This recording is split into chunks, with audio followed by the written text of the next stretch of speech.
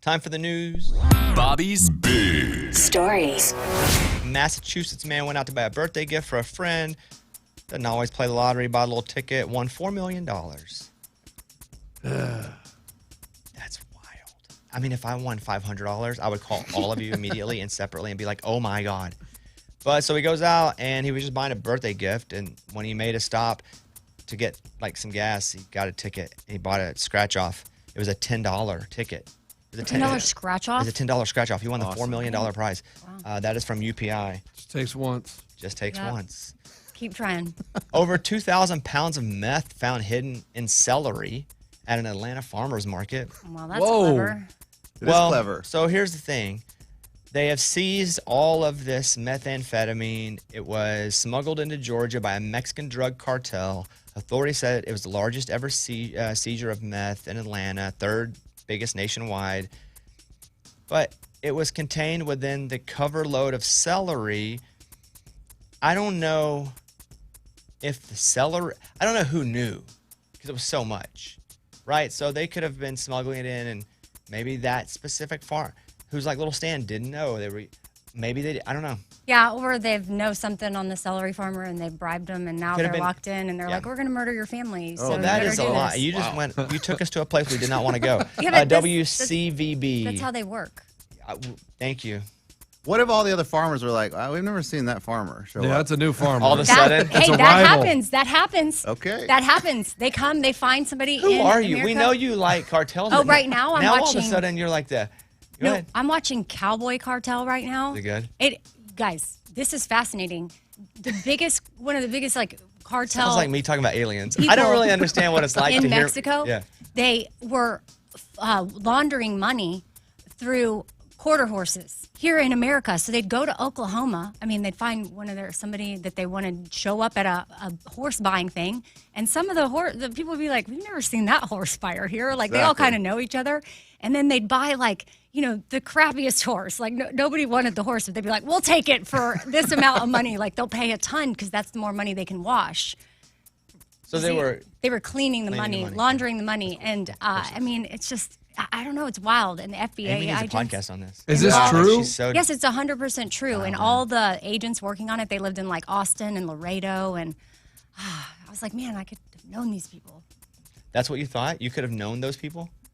Well, it just hits different when the people working on it are from your hometown. Like, like I'm from Austin. I just felt connected. Like they'd show scenes of Austin. Felt connected to the cartel? Not to the cartel, but the story. Amy, you sold me. I'm going to watch it. Oh, it's amazing. It's on Apple Plus.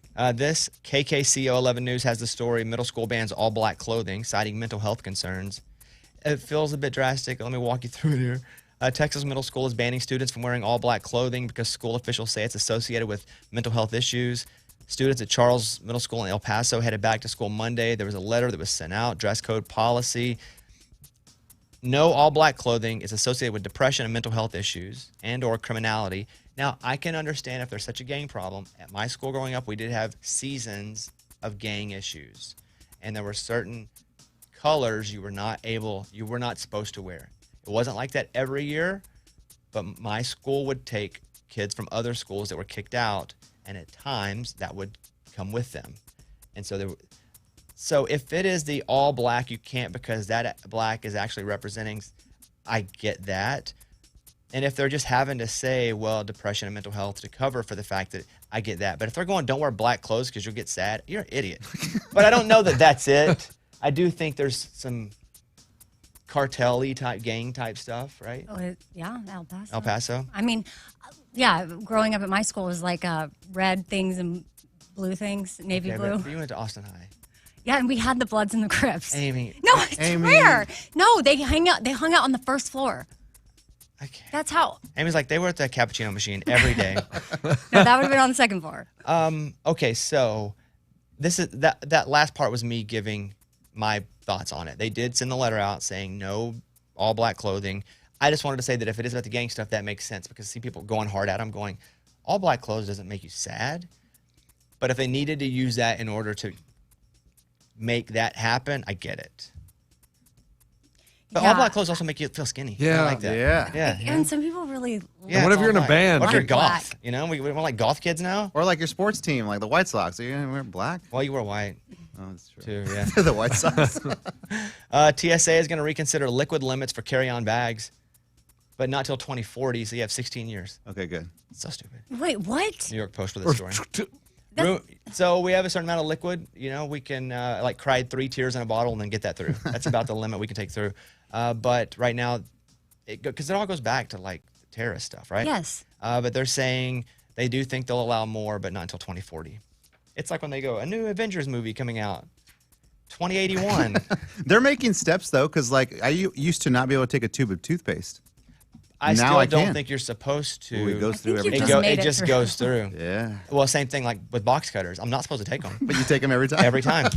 They just go through. No, they don't. Don't do that. I'm kidding, guys. It's a joke. An airplane pilot records multiple UFOs dancing in the sky, and it wasn't on the radar. I'm going to take a deep breath like Amy. I'm about to go ham on this. Gosh. Pilots witnessed and filmed in detail several UFOs maneuvering across the night sky. They filmed it. They still could not find it on the radar when going back to look at the radar, even though they filmed it right there. So it was there, but whatever the technology was. Now, I'm not saying this is aliens, but I'm not saying it. Okay?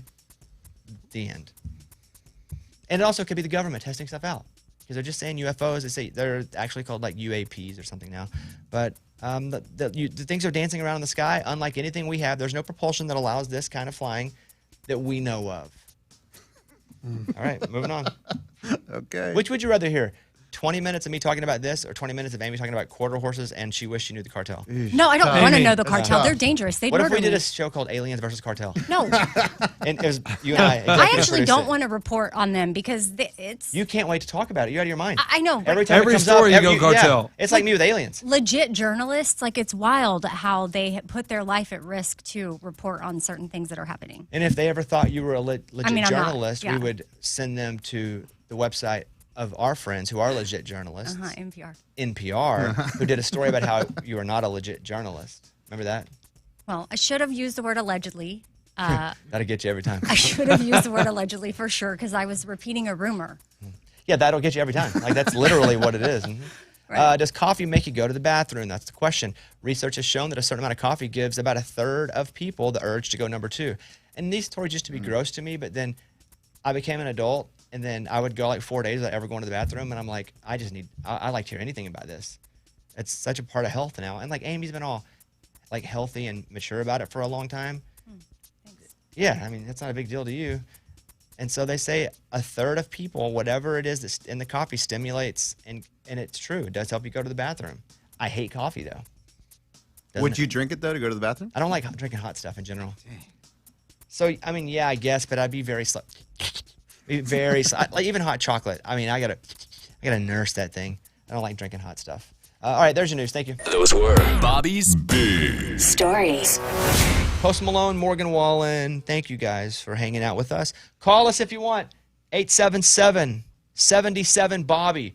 Questions, comments. That's our number. 877-77-BOBBY.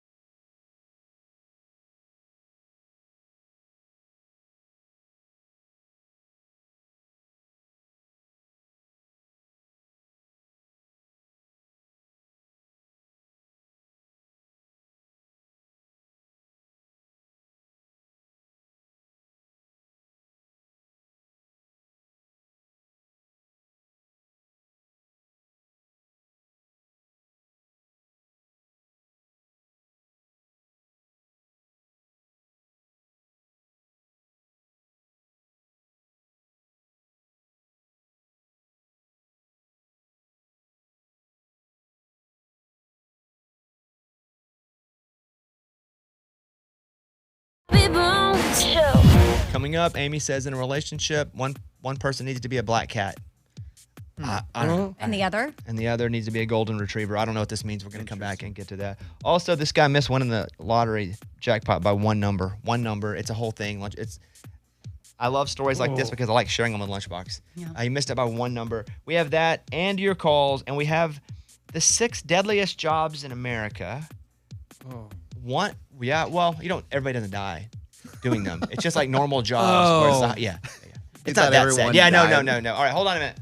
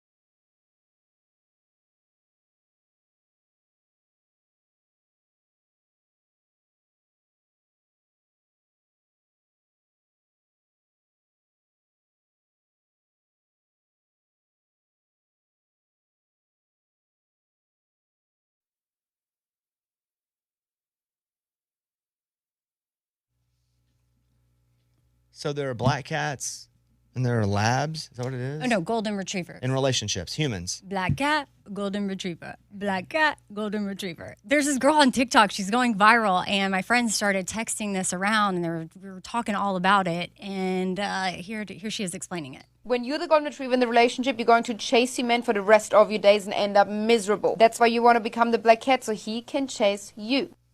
So black cats are not always available. They're the ones that are a little more mysterious. Like, they're the women. The men should be the golden retriever. And then she goes through all these celebrity couples, and that's why I was saying how she describes them, because she'll just like flash couples on the screen, and she'll go, black cat, golden retriever. That's why it works. Black cat, golden retriever. So what she's saying is the woman should always not be available and keep the dumb guy wanting to, I just want to be with her. So I found a clip of her. I mean, there's so many videos, but I found a video that kind of explains what women can do to be a black cat.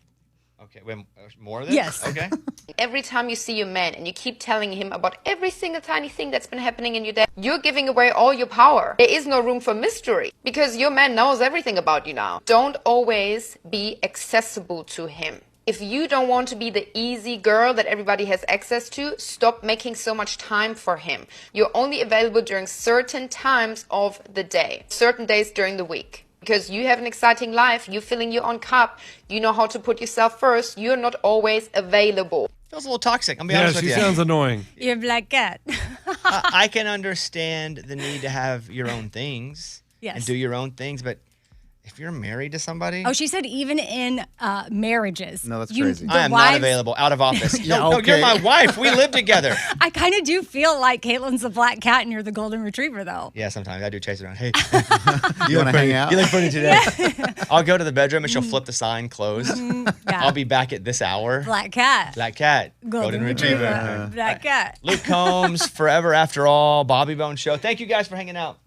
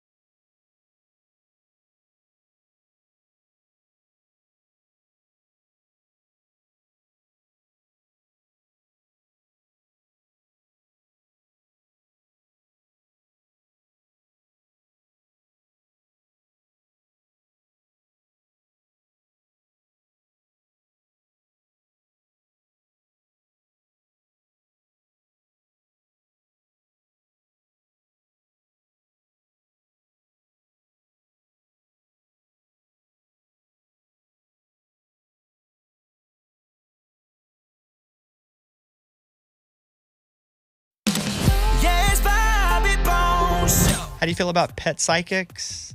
Oh, I have talked to two.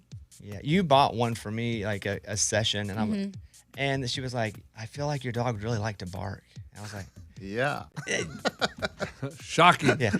So if you're, you know me, I'm not a big believer. Yeah, I don't know that I I'm not am an either. I'm not going to fight you that it's not true because I can't prove it's not true. But I'm not somebody who's going to partake in spending money to get a pet psychic, right? However, Entertainment. yes, but there's some weird stuff that happened. So Dr. Josie is my vet, and she has a podcast called In the Vet's Office, and they had on a pet psychic this week. She did. And so Dr. Josie brings in 2 of her rescue dogs, and she has the psych. And again, Dr. Josie is very clinical, very straightforward, linear thinking when it comes to medicine and animals. And so Dr. Josie talks about rescuing one of her dogs from Mexico. She told the story here. The dog, because she was a vet, she got to take it out of the country. But the dog was like a stray dog. And so here is the first clip.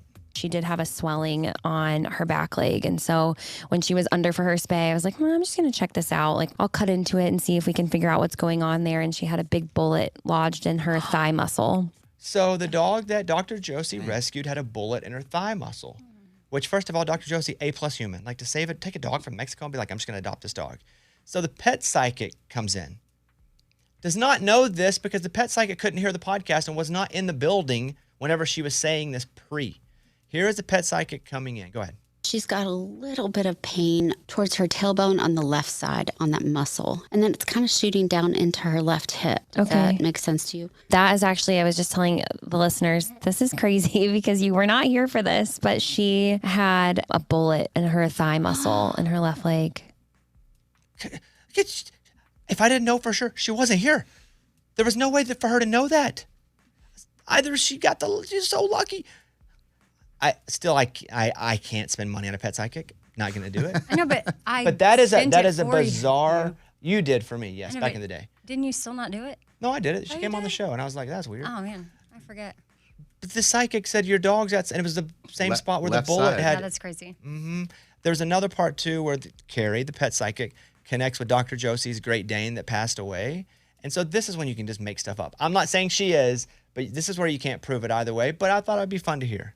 She's with a little brown dog on the other side. Does that make sense? Yeah, that makes total sense. That is my dog growing up, Macy. Then they were together in the first part of her life. I love that. Yeah, so they're together. They're watching over you.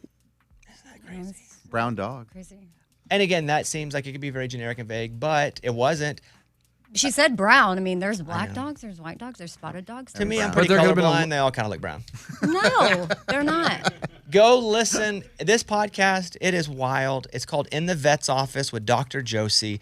If you're looking for a new podcast to listen to, this one's good. This pet psychic stuff has me shook because I don't think you can talk to a dog, even Dr. Doolittle style, not even psychic, like straight up. But then you're going to go double Dr. Doolittle and go psychic Dr. Doolittle. It's next level. It's a whole nother thought It's too. a whole other thought. Oh, you're moving on with that? Oh, No, keep no, going. I'm Go thinking ahead. about her saying the brown dog being on the other side. Like, do y'all think our dogs go to heaven with us or It our depends. pets? I hope so. Depends if they believe, right? You think a dog needs to be saved? Oh my God. Wait, know, what? A dog needs to be Boy. saved and dogtized? I mean, we don't know. That's a funny thought. Um, Okay, check out In the Vet's Office with Dr. Josie. It's a great podcast. Thank you, guys.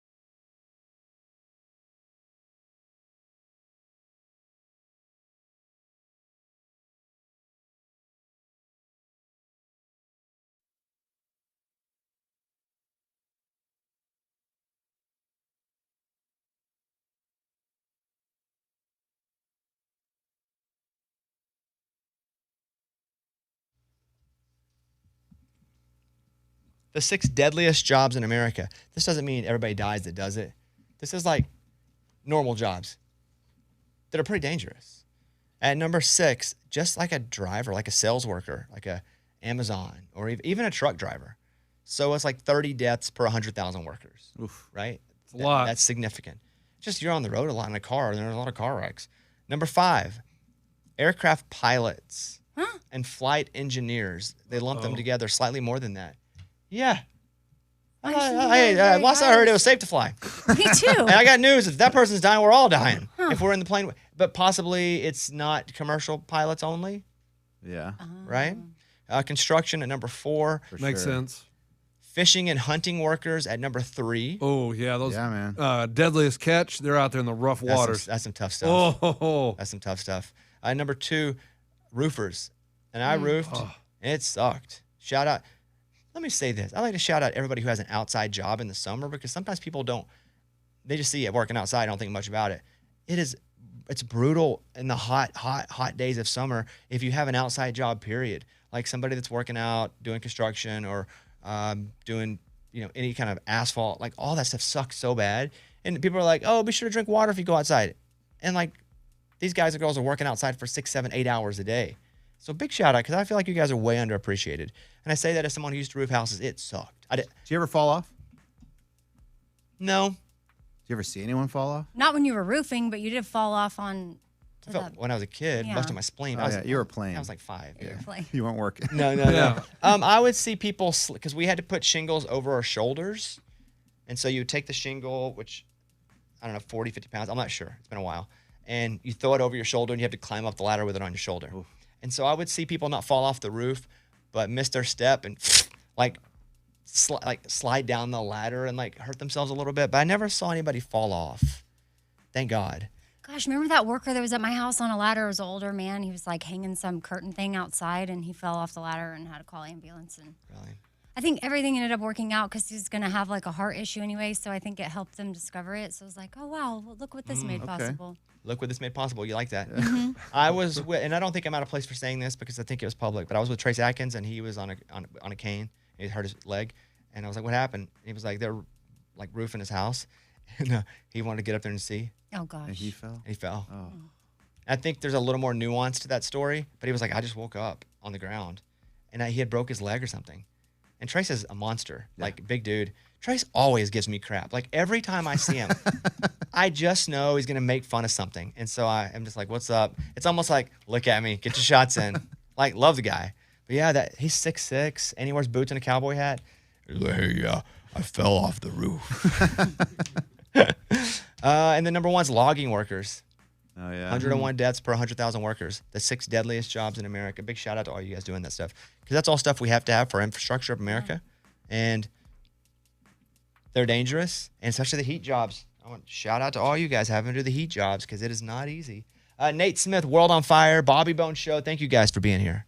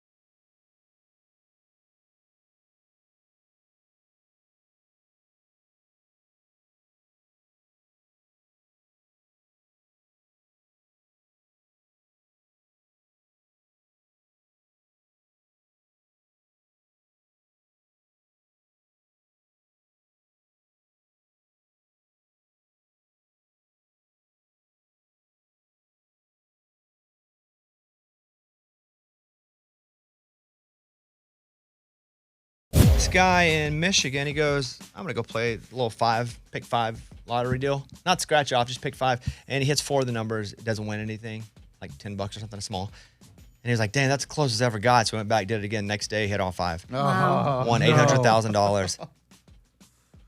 He logged in and saw his $795,000 pending. I would have thought it was a scam. I mean, I just got a note from my doctor. Like I have an allergist because my allergy is so bad. And it was like, you have a meeting with Dr. whatever. And I'm like, I'm not clicking this. You're like, I think I'm getting scammed. I think I'm getting scammed by somebody. I'm afraid of a scam so much that I didn't even click to go to my allergy person, even though my allergies kill me and I have to get allergy shots every week. Mm-hmm. I would rather have my allergies kill me than get scammed.